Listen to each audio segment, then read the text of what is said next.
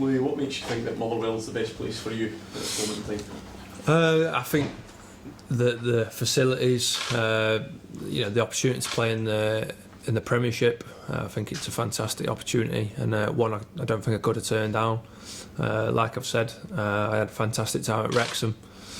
Scored a few goals. I think the next step now is to come up here and try and score more goals. The goal scoring record's certainly been decent in the last few seasons. Is that what Motherwell fans can expect? Just an out-and-out goal scorer? Is that your game? I think there's a bit more to my game than just scoring goals. I like to link up the play, and I like to play with a lot of passion.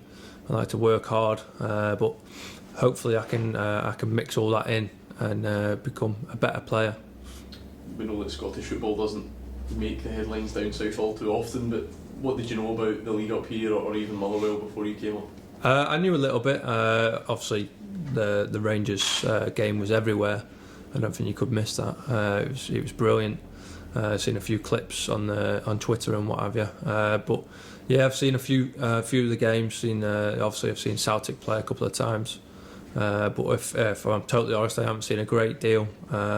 So I'm really excited to have a look and see what it's all about. How do you feel the sort of style up here will suit you? Everyone says it's a bit quicker than the lower leagues, perhaps a bit more intense than down the road. Yeah, well, in training straight away, the tempo's been really, really high.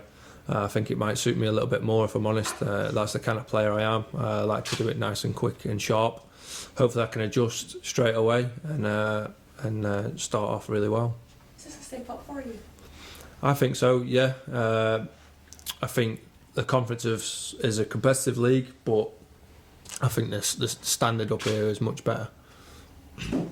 You had just signed a new deal at York a few months ago. Presumably you weren't intending, Wrexham even, you wasn't in your mind to leave, but the opportunity came along, Yeah, deal get done.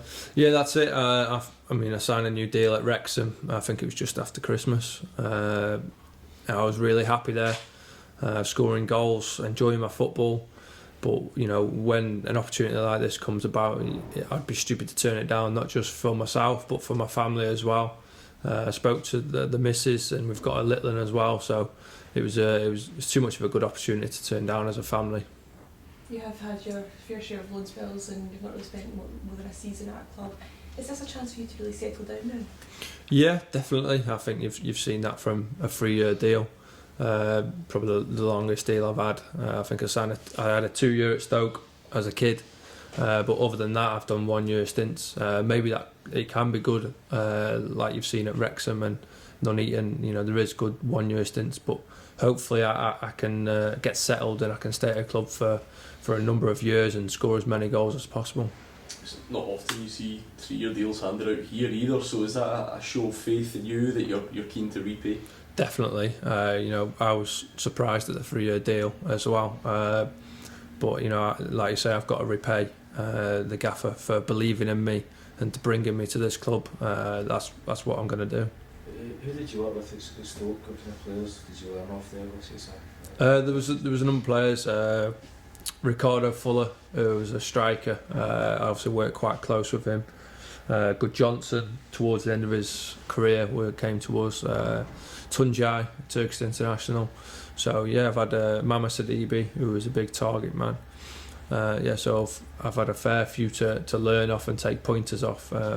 All different types of strikers, which will help me in the future.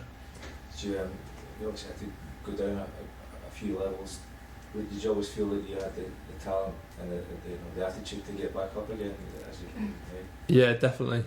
Like you say, I had to drop down after being released from Stoke. I went to Northampton. Didn't play a great deal of games, so I had to drop down again into the conference. And looking back, it's probably the best thing I've done. I had to rebuild my career. Probably did it the hard way, dropping down to the conference, but I think it's made me a better person and given me more experience. I think that is a good way to go about it, because I imagine that Stoke these days is now a Premier League club, big money and things are kind of on the plate for you, but when you have to go and work for it, you maybe appreciate it more. Definitely. At Nuneaton, when I went part time there and I was working also. not very good, but I was trying to paint with my dad, who's a painter and decorator. Didn't do the best of jobs, and then I ended up doing a bit of coaching as well. So definitely, your attitude towards the game changes straight away. You go from being at a Premier League club where everything's given to you to part-time where you have to do everything yourself. I think it makes you it definitely makes you appreciate life in general a bit more. Did you know anybody at Mull or anybody else who's played in Scotland? I know Nathaniel Weatherburn, who was at Stoke with me as a youngster. Josh Law played with my brother for a number of years. Also, I played with him for a month or two, and then obviously played against Marv when he was at Kidderminster. So there's a few, yeah, and I'm looking forward to seeing how else there is as well. I'm sure there's a few more. Marvin's obviously extended his stay here as well. From coming up against him, is he the type of guy that'll provide the service that you want? Definitely. Marv's really tricky and quite clever as well, which will help me. I think I'm a clever player. Hopefully we can link up well.